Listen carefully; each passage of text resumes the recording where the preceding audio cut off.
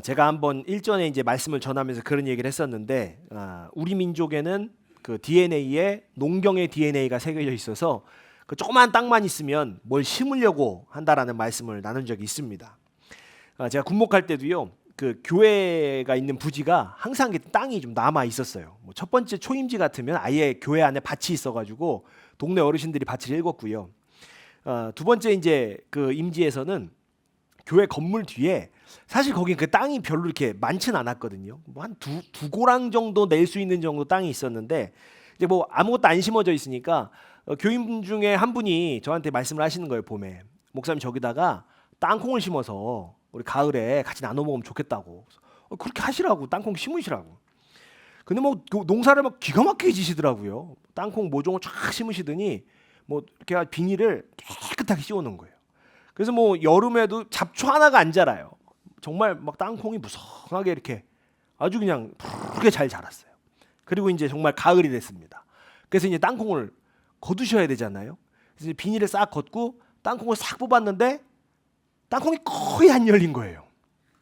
거의 안 맺었어요. 어떻게 이렇게 농사가 잘 된 것 같았는데 어떻게 이런 일이 생겼을까? 진짜 모종값도 안 나오겠어요. 몇 개 안 맺었어요. 그래서 보니까 패착이 있었어요. 거기에 뭐가 있었냐면 땅콩은 심어놓은 다음에요, 꽃이 피고 나면 그 지방병이라고 해가지고 촉수 같은 게 땅으로 내려가서 거기에 땅콩이 맺습니다.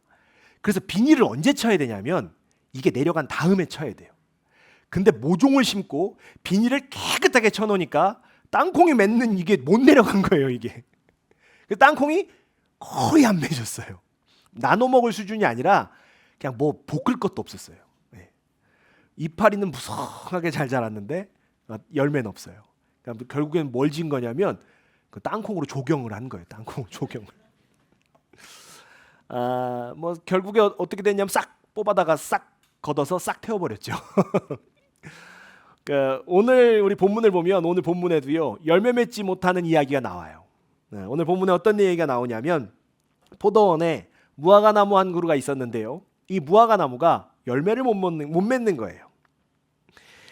뭐 아무리 찾아봐도 열매가 없는 거죠. 근데 이게 한두 해가 아니라 연거푸 3년이나 열매를 못 맺었다는 거예요. 주인이 3년이나 찾아와서 무화과 나무의 열매를 찾는데 이 무화과는 열매를 안 맺는 거예요. 그래서 이제 그때마다 빈손으로 돌아갔죠. 결국은 주인이 뭐라고 얘기하냐면 내가 3년을 이 무화과 나무에서 열매를 찾았는데 열매를 맺지 못하더라. 그러니까 자기가 찍어버려라. 이거 땅만 이거 버리게 할 필요가 없다. 이거 찍어버려라. 사실은 우리가 생각해봐도 주인의 말은 너무 당연한 거예요. 포도원이라는 좋은 땅에다가요, 열매를 맺기 위해서 그 무화과 나무를 심었는데 근데 열매를 하나도 못 맺어요. 목적이 열매 맺는 건데 뭐 기다려봤는데도 소용없어요. 그럼 그거 그냥 베버리고 거기다가 다른 거 심는 게 훨씬 낫습니다. 그러니까 뭐 너무나 당연한 얘기죠. 그런데 포도원 지기가 간청을 하는 거예요. 뭐라고 간청을 하냐면 주인님, 올해까지만 그냥 두십시오. 제가 그 나무 주변을 파고 거름을 주고 그렇게 해서 잘 돌보겠습니다. 그런데 그래도 열매를 못 맺으면 그때 가서 잘라버리시면 되겠습니다. 그러니까 이렇게 포도원 지기가 주인에게요 간청을 하는 거예요. 그리고 이제 다시 한번 내가 정성껏 돌보겠다 이렇게 얘기를 하는 거죠. 여러분, 오늘 이 말씀은 비유의 말씀이에요. 비유의 말씀. 그러니까 이 본문에 등장하는 요소들이 무엇을 이야기하는지, 무엇을 상징하는지가 사실은 중요한 거죠. 여러분, 구약 성경의 선지자들은 이 포도나무 그리고 무화과 나무를 각각 무엇으로 상징해서 썼냐면 유대인들과 이스라엘과 열방들, 그러니까 하나님 앞에 심판을 받을 이스라엘 그리고 열방들을 포도나무, 무화과 나무에 각각 비유를 했어요. 그러니까 오늘 이 배경 가운데서 보면 포도원 주인은 누구예요? 하나님이시겠죠. 그러면 포도나무는 유대인, 그리고 무화과 나무는 이방인들인 거예요. 그러니까 여러분 가만히 이 말씀 생각해 보시면 아마 그런 생각 해보셨는지 모르겠는데 도대체 포도원에다가 왜 무화과 나무를 심은 거예요? 포도원인데. 네, 그렇잖아요. 그러니까 포도원에 있는 무화과 나무, 이게 사실 좀 이상한 얘기긴 한데, 그러니까 포도원의 포도나무는 유대인들이고 무화과 나무는 이방인들인 거예요. 그러면 포도원 지기는 누구예요? 예수 그리스도죠. 예수 그리스도. 그럼 우리가 가만히 좀 생각해 볼 필요가 있는 거예요. 하나님께서는, 포도원의 주인 되신 하나님께서는 그 포도원에 심은 무화과 나무의 열매를 바라셨는데 그 무화과 나무의 열매라는 것은 무엇이냐는 거예요. 그 무화과 나무의 열매는 무엇일까? 이걸 생각해 봐야죠. 여러분, 오늘 이 내용을 알기 위해서는 오늘 본문의 좀 앞에를 좀 보셔야 돼요.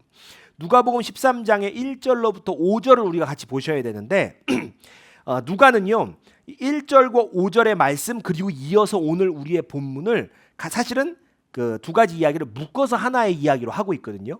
그래서 우리가 앞부분을 좀 보셔야 됩니다. 누가복음 13장 1절로 5절입니다. 자, 우리 같이 한번 천천히 읽겠습니다. 시작. 그때 마침 두어 사람이 와서 빌라도가 어떤 갈릴리 사람의 피를 그들의 제물에 섞은 일로 예수께 아뢰되 대답하여 이르시되 너희는 이 갈릴리 사람들이 이같이 해 받았으므로 다른 모든 갈릴리 사람보다 죄가 더 있는 줄 아느냐? 너희에게 이르노니 아니라. 너희도 만일 회개하지 아니하면 다 이와 같이 망하리라. 또 실로암에서 망대가 무너져 치어 죽은 18사람이 예루살렘에 거한 다른 모든 사람보다 죄가 더 있는 줄 아느냐? 너희에게 이르노니 아니라. 너희도 만일 회개하지 아니하면 다 이와 같이 망하리라. 아멘. 오늘 우리가 읽은 비유의 말씀의 앞을 보면 그 말씀에 몇몇 사람들이 예수님을 찾아와서 충격적인 이야기를 하는 장면이 나와요. 그 이야기가 뭐냐면 빌라도가 갈릴리 사람들을 학살하고 그들의 피를 그들이 하나님께 바치는 제물에 섞었다는 거예요. 그러니까 사실은 유대인들 입장에서는 완전히 천인공노할 그런 일이죠. 자, 그런데 이 이야기를 하는데 예수님이 또 이어서 어떤 얘기를 하시냐면 실로암 망대가 무너지면서 18사람이 죽었다는 얘기를 하시는 거예요. 그러니까 어떤 이런 좀 심각한 얘기를 두 가지를 합니다. 그 사실은 대부분의 그 문화에서 그랬듯이 이 고대 문화에서는요 어떤 나쁜 일이 생기면 그러니까 갈릴리 사람들이 학살을 당해요.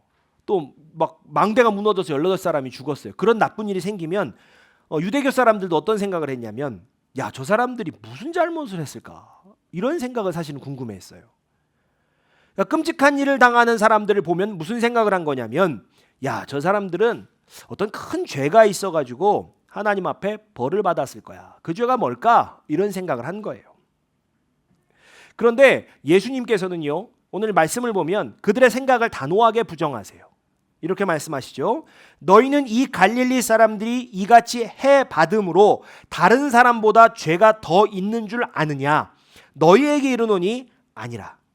너희도 만일 회개하지 아니하면 다 이와 같이 망하리라. 아멘. 그러니까 실로암 망대에 치여 죽은 18사람에 대해서도 똑같이 말씀하시는 거거든요. 그들이 예루살렘에 사는 사람들보다 죄가 많아서 그렇게 죽은 게 아니라는 거예요. 누가는요 주님께서 하신 이 메시지를 기록하면서 다른 사람에게 일어난 심판을 바라보며 야, 그 무슨 죄를 지어서 저런 일을 당했을까? 그렇게 생각할 게 아니라는 거예요. 그럼 어떤 생각을 하라는 거예요? 너희는 너희 죄를 회개하라는 메시지를 전하고 있는 거예요. 야, 무슨 죄가 많아서 저렇게 당했어? 저 사람 무슨 죄가 있을까? 아니요, 너희는 너희의 죄를 회개하라는 거예요. 자기 자신은 안전하다라고 착각하지 말라는 거예요. 그렇게 착각할 게 아니라 지금 자신의 죄를 회개하라는 거예요. 그리고 곧바로 이어서 바로 이 열매 맺지 못하는 무화과 나무의 비유를 말씀하세요. 그러면 주인이 찾으셨던 그 무화과 나무의 열매라는 건 분명해지는 거예요. 그 열매가 무슨 열매입니까? 하나님께서 이방인들에게 찾으시던 회개의 열매라는 거예요. 여러분, 이 누가복음은 사실은 1차적인 독자가 명확한 성경이에요. 어떻게 기록되게 되었는지를 앞에서 밝히니까요. 그러니까 누구에게 쓰고 있냐면 1차 독자가 누구냐면 데오빌로라는 이방인이에요. 그러니까 이방인을 향하여서 기록된 복음서예요. 여러분, 당시 이방인 성도들에게 어떤 마음이 좀 있었냐면 저 유대인들은 예수님을 죽인 민족이라는 거예요. 그런 생각이 있었어요. 그러니까 그런 시선으로 좀 바라보는 거예요. 이방인 성도들이 유대인들을 보면서 저 예수님을 받아들이지도 못하고 예수님도 못 알아보고 예수님을 죽인 그런 사람들이라는 불편한 시선을 가지고 있었어요. 여러분, 이 시선이요 근현대까지 막 쫙 이어집니다. 그래서 유럽 사회와 교회 안에 좀 그런 그 기저의 감정들이 쭉 깔려 있었습니다. 실제로요 유럽 교회 역사 속에서는 구약 성경은 그 유대인들의 성경, 그 신약 성경은 이거 진짜 성경. 그래서 구약보다 신약을 더 중요하게 여기는 흐름이 그들의 문화 속에 있었어요. 근데 이런 생각의 배후에 뭐가 깔려 있습니까? 유대인들 예수님을 거부한 민족, 이방인들 예수님을 믿고 받아들인 민족. 그러니까 우리가 저들보다 더 나아, 더 우월해. 이런 마음들이 그 유럽 교회에 쭉 깔려 있었던 거예요. 심지어는요 이런 정서가 어디에까지 반영이 되냐면 홀로코스트를요 예수님을 죽인 그 유대 민족들이 받는 형벌이다라고 해석하는 사람들까지 등장을 한 거예요.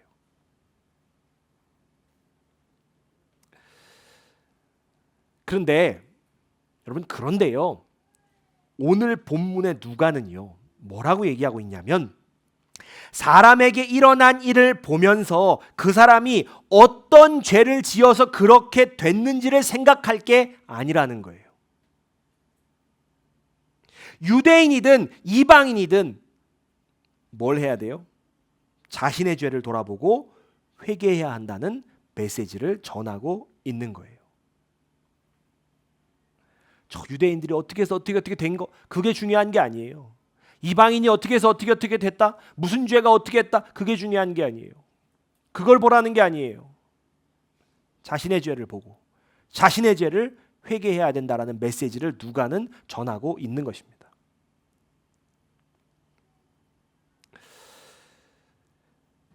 그런데 오늘 본문을 통해서 보면요. 누가가 전하고 싶었던 것이 단순히 회개만은 또 아닙니다.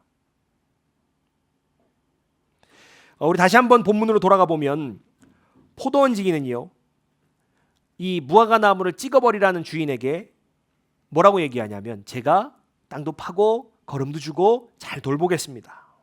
찍어버리지 말아달라고 간청을 하는 거예요. 여러분 여기 우리가 포도원 지기의 말에 주목할 필요가 있어요. 뭐 사실 우리가 생각해 보면 농부가 거름 준다는데 그게 뭐 특별한 일이에요?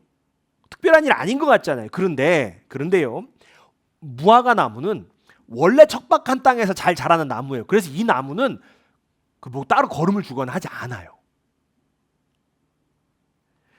그런데 포도원 지기가 뭐래요? 땅을 파서 내가 수고를 해서라도 거름을 거기다 줘서라도 내가 이거 한번 살려보겠다. 무슨 얘기예요? 원래 그렇게 하는 나무가 아닌데 어떻게 해서든지 이 나무가 열매를 맺도록 자신이 할 수 있는 것은 다 해보겠다는 거예요. 그런 의미예요.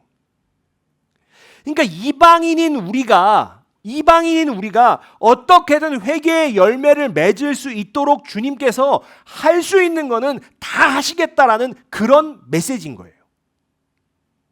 어떻게든 회개하도록, 어떻게든 회개의 열매를 맺도록 해보시겠다. 그런데 여러분 가만히 생각해 보면요, 사람이 자신의 잘못을 인정한다는 게 사실 정말로 어려운 일이에요. 이게 정말로 어려운 일이에요. 여러분 부부 사이에도요, 미안해 내가 잘못했어 라는 말을 먼저 하지 못하는 부부가 수두룩하죠. 수두룩해요. 여러분 사소한 잘못도 인정을 못하는데 큰 잘못은 뭐 더더욱 인정하기 어렵죠. 더더욱 인정하기 어려워요. 여러분 그래서 사람들은요 온갖 방법을 동원해서 자신의 잘못을 회피하려고 해요. 자기 행동에는 그럴 만한 이유가 있었다라고 합리화를 하는 거예요. 또 잘못을 그 한 원인을요 다른 사람에게 돌려서 책임을 떠넘기려고 해요. 저 사람이 그래서 그랬다 뭐 이런 거 있잖아요. 뭐 정대답하기 곤란하면 어때요? 입을 닫아버리죠 그냥. 때로는요 방귀 낀 놈이 성낸다고 어떻게 해요? 잘못은 자기가 해놓고 막 화를 내는 거예요. 여러분 이거 어디 가면 잘 볼 수 있어요? 그 교통 단속할 때 잡힌 사람들 보면 이 중에 하나는 다 하고 있어요. 짝 잡히면 뭐라 그래요? 내가 이거 금방 여기서 나와가지고 뭐 어떻게 했다고 말은 안 돼도 막 얘기를 해요. 또 또 잡힌 뭐라 그래요? 그 앞에 있는 사람이 어떻게 했다고. 나중엔 뭐라 그래요? 이 나라가 나한테 해준 게 뭐가 있냐고 막. 여러분 사람한테는요 참 독특한 게 뭐냐면요 내 잘못을 인정하지 않는 태도가 이게 사실은 몸에 배 있어요. 몸에 배 있어요. 몸에 배 있습니다. 여러분 먼저 잘못을 인정하면요 죽는 줄 알아요. 어떻게 되는 줄 알아요 진짜로. 사과하면 지는 거예요. 내 잘못을 인정하면 자존심이 무너지는 줄 알아요. 그래서 그놈의 자존심 하나 지키려고요 부부관계가 다 깨지고 부모와 자식 관계가 다 깨져요. 형제와 친구 사이가 끊어지고요 그리고 그냥 평생 살아요. 여러분 근데 우리가 기억하셔야 될 게 있어요. 자신의 잘못을 인정하지 못하게 만드는 그 자존심이 바로 이 시대의 사람들이 회개해야 할 죄예요. 죄예요. 여러분 자존심이 밥 먹여줍니까? 죄성 가득한 자존심은요 밥을 먹여주기는커녕 사실은 내 영혼을 굶주리게 만들어요. 자존심 부리느라고 내 영혼은 점점 메말라가고요. 메마른 영혼은요 내 말과 행동을 병들게 만들어요. 그래서 나를 더 이기적이고 더 완고한 사람으로 만드는 거예요. 결국 주변 사람들이 다 등 돌립니다. 그럼 그때라도 그럼 주변 사람들이 다 등 돌리면 그때라도 깨달아야 되는데 그때 가면 뭐라 그래요? 나는 외롭지 않다. 나는 초라하지 않다. 그렇게 믿고 싶어 하죠. 여러분 사실 우리가 하나님 앞에 회개해야 할 죄가 헤아릴 수 없이 많죠. 헤아릴 수 없이 많아요. 여러분 막 회개하려고 그러면 딱 생각이 안 나는 이유가 뭔지 아세요? 너무 많아서 그래요. 너무 많아서. 그러나 우리가 진짜 진정한 회개에 이르려면요 가장 먼저 자신의 잘못을 인정하지 않으려고 하는 이 죄성 가득한 자존심부터 십자가 앞에 묻으셔야 돼요. 나는 잘못한 거 없습니다. 나도 어쩔 수 없었습니다. 저 사람이 먼저 그랬습니다. 다 그렇게 살아갑니다. 여러분 이러한 변명이요 우리를 회개 못하게 만들어요.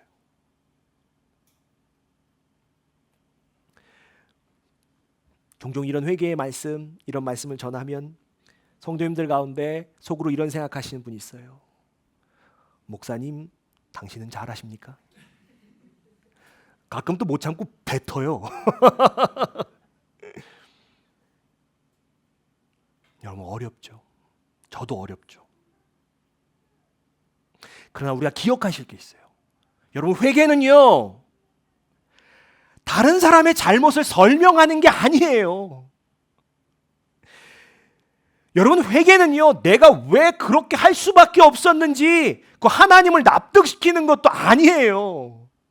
너는 잘하냐 나는 잘하냐 비교하는 것도 아니에요.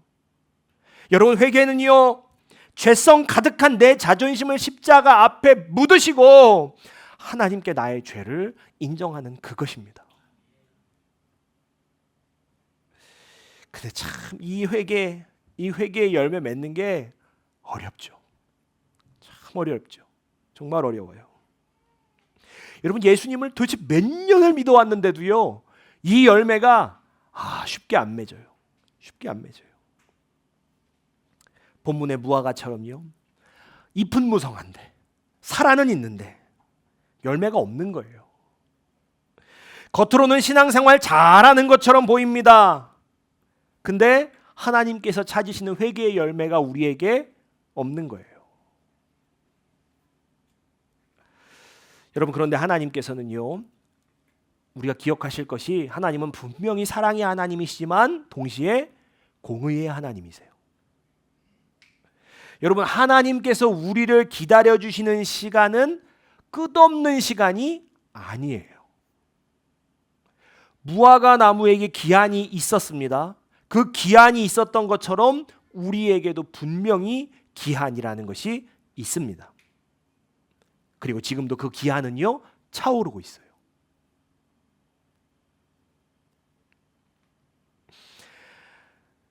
근데 오늘 포도원 지기 되시는 예수님께서 간청하시고 계시는 거예요. 막 기한이 다가오는데 예수께서 간청하시는 거예요. 제가 어떻게든 열매 맺을 수 있도록 해보겠습니다.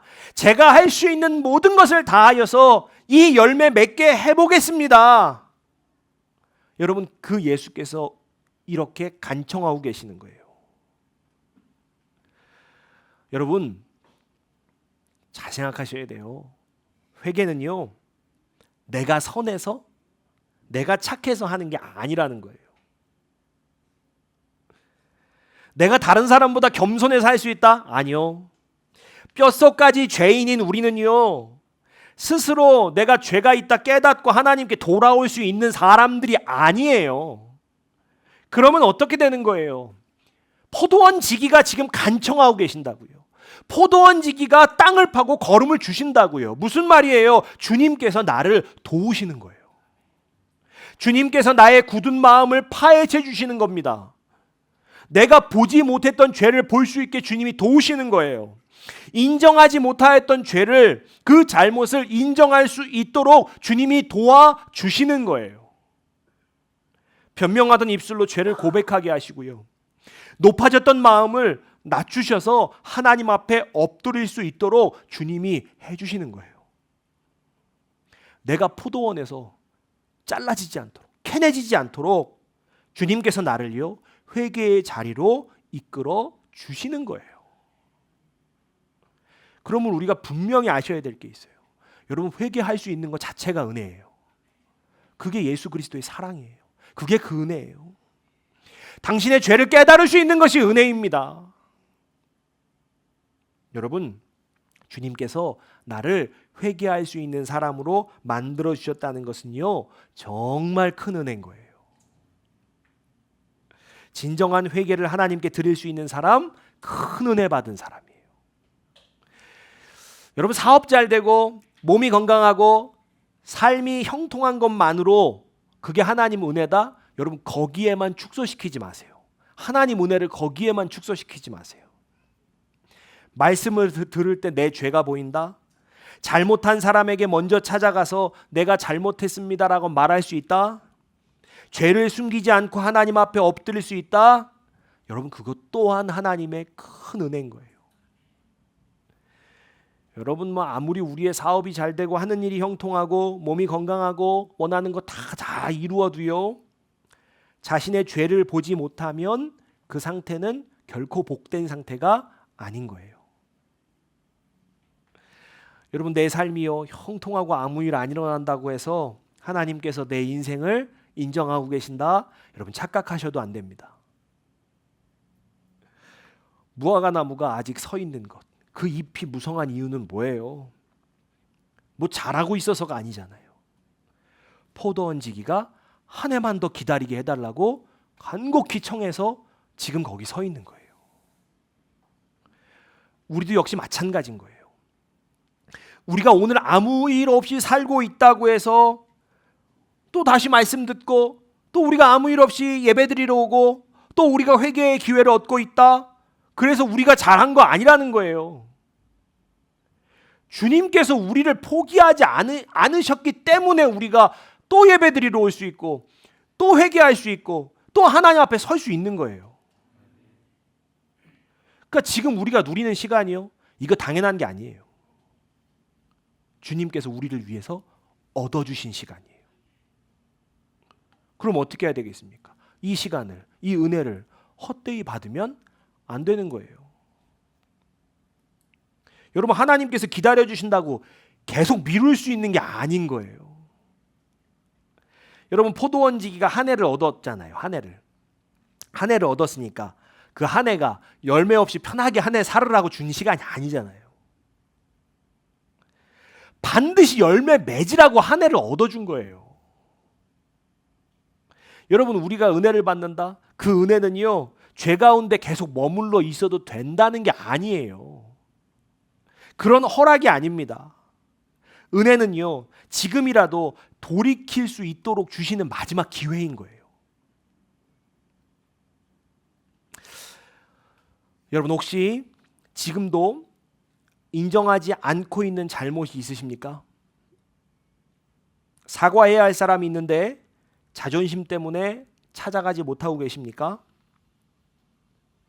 여러분, 하나님께서 이미 여러 번 말씀하셨는데도 계속해서 합리화하고 있는 죄가 있으십니까? 여러분, 그렇다면요, 오늘은 더 이상 변명하지 마십시오. 다른 사람이 어떻게 했다, 저 사람이 어떻게 했다, 이게 이래서 저랬다. 아니요, 그 다른 사람의 죄를 말하기 전에 자신의 죄부터 하나님 앞에 내어놓으실 수 있기를 바랍니다. 여러분, 주님께서요, 우리의 굳은 마음을 제하실 때가 있어요. 우리의 마음이, 완고한 우리의 마음이 있잖아요. 근데 그 완고한 마음을 깨뜨리시고 움직이실 때가 있다고요. 여러분, 그때 마음을 닫으시면 안 돼요. 말씀이 내 죄를 찌를 때, 그때 막 다른 사람 떠올리실 필요가 없어요. 여러분, 말씀이 막 나를 찌를 때, 말씀이 내 마음을 흔들리게 할 때, 여러분, 그것은요, 주님께서 나를 버리지 않으시고 회개의 열매를 맺도록 지금 나를 돌보고 계시다라는 증거예요. 여러분, 그 시간 놓치지 마십시오. 여러분, 오늘이 바로 우리가 회개해야 할 때입니다. 지금이 바로 열매 맺어야 할 그때입니다. 여러분, 주님께서 우리에게 다시 주신 이 은혜의 시간, 은혜의 기회를 여러분 결코 놓치지 마시기 바랍니다. 여러분, 우리의 이 죄성 가득한 자존심이요, 그거 십자가 앞에 묻으십시오. 내 이 죄성 가득한 자존심, 여러분 십자가 앞에 묻으십시오. 그리고 하나님께서 기뻐하시는 참된 회개의 열매를 맺는 저와 여러분 되시기를 주님의 이름으로 축복합니다. 같이 찬양하고 기도하겠습니다.